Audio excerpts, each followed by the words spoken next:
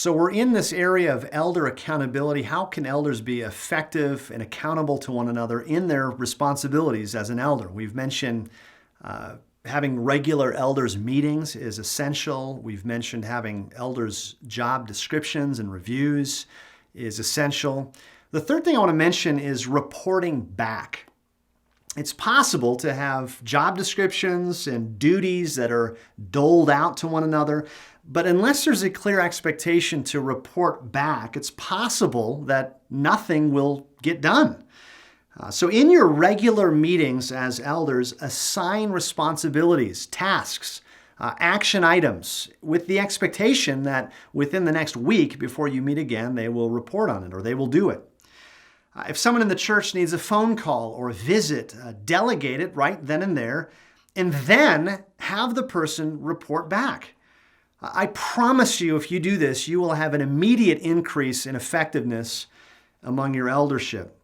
So make reporting back a regular expectation, even if it needs to be explicit every time.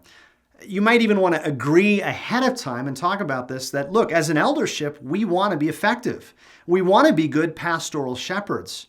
And part of that is actually following through on things. So decide ahead of time that we're going to do this as an eldership. Again, it's back to this principle, if everyone is in charge for it, then no one is in charge for it.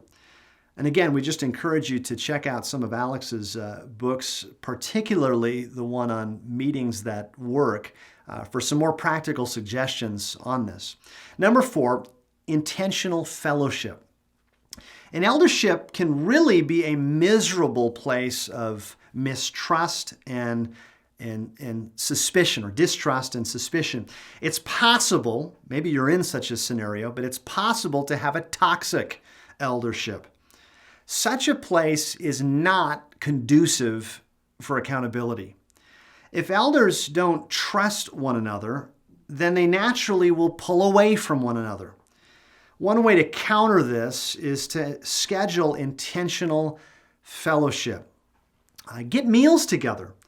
We actually have heard of some elderships that have a meal together every week before their meeting. That is a phenomenal, practical way of maintaining fellowship. You have a meal with someone and you're close to them. You trust them.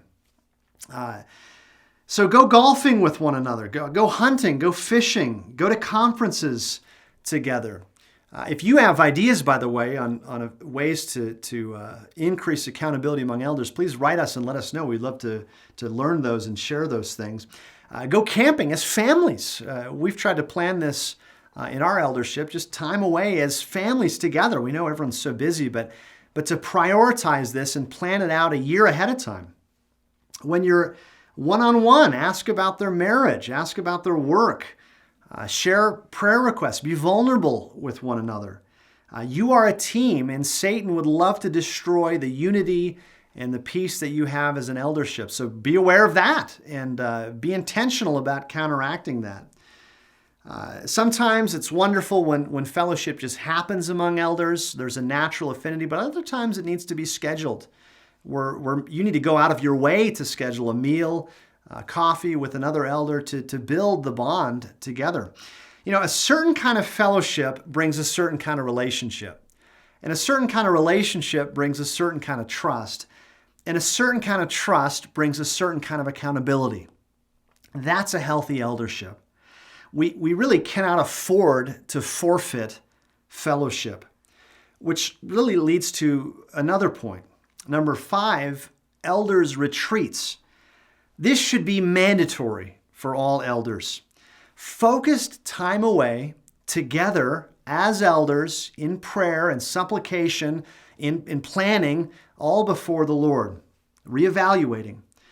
For us, we in the last few years have done something like this. We've had a Friday night camp out at one of our elders' ranches, and it just was a time for us to get away. He has a little bit of land, and we had a nice meal together. We had some steaks, and we'll laugh together. We'll target shoot together, ride four-wheelers, have a fire.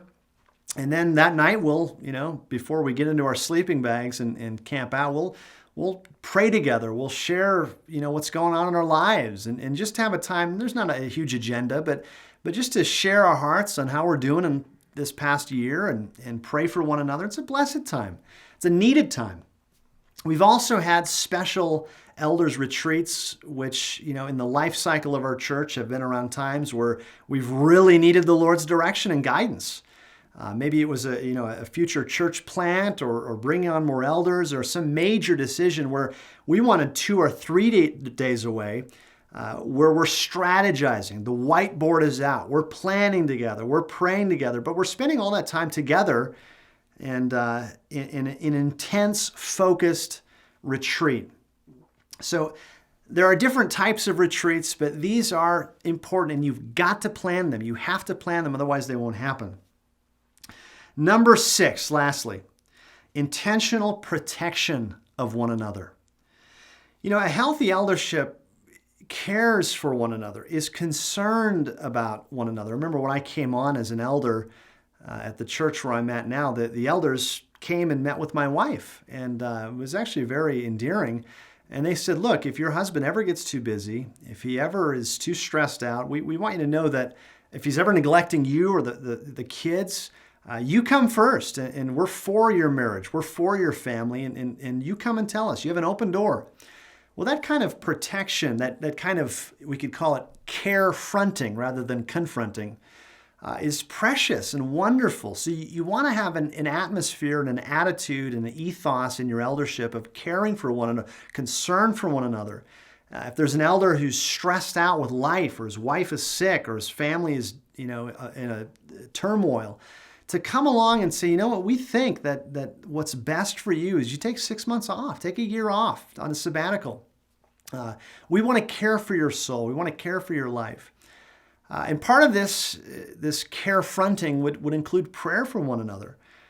It's a good idea to have, break up the elders, and on Monday you pray for this elder, on Tuesday you pray for this elder, and you pray for their family, you pray for their businesses, you pray for their work, you pray for their children.